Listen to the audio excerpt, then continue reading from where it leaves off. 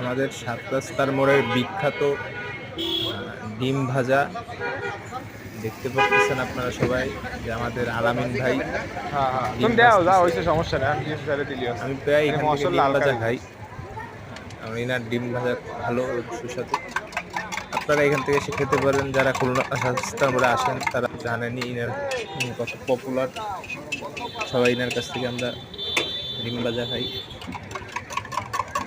আমি একটা ডিম গোটা খাবো, অর্ডার দিলাম। আমার জন্য একটা ডিম গোটা বানাচ্ছি।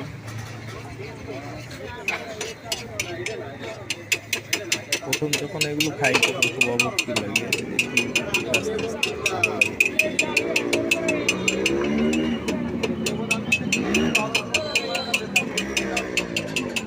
আর এখানে অল ছোলা দোকান ভাজা সব পাওয়া একটা নিয়ে যায়, এসে। ওটাও খুব সুন্দর। আপনার দেখা যাচ্ছে হাঁসের ডিম আছে, মুরগির ডিম, যে যেমন যেটা খায়।